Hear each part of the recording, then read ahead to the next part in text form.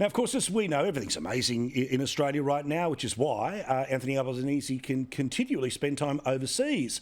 Of course, currently he's there in Germany, but he was in Japan before that, and he's been all over the place because, you know, as part of a world leader, you get to fly everywhere while simultaneously saying we're going to do something about greenhouse gases, and I'll get to that a little bit later.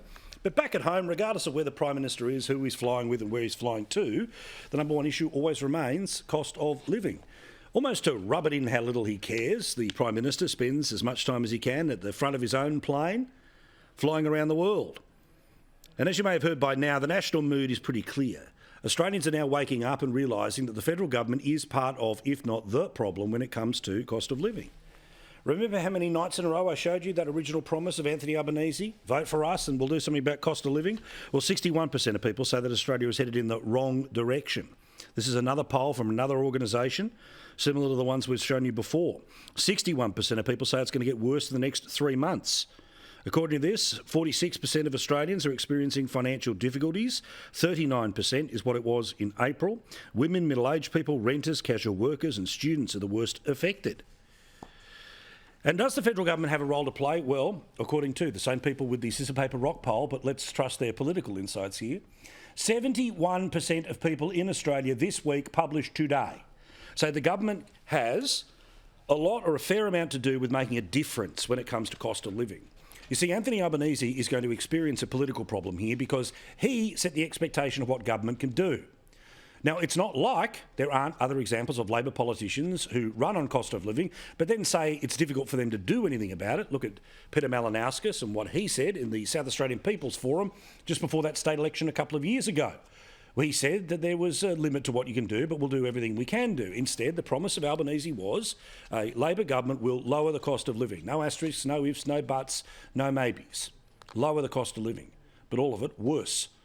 A few months beyond a year of them being in power.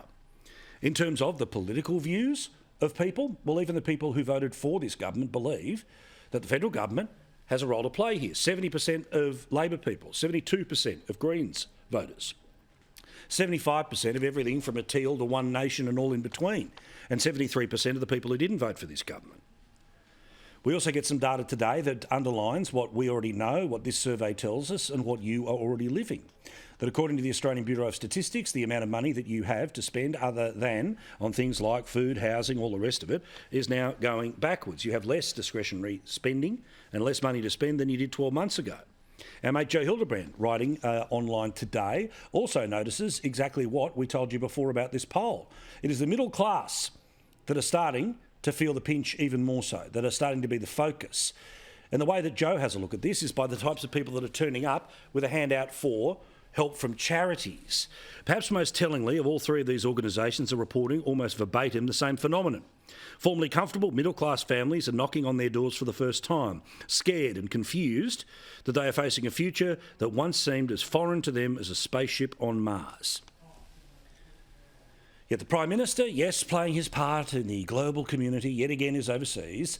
The conversation from the Labor Party is about trying to continue to politicise robo-debt, keeping that going till the Fadden by-election.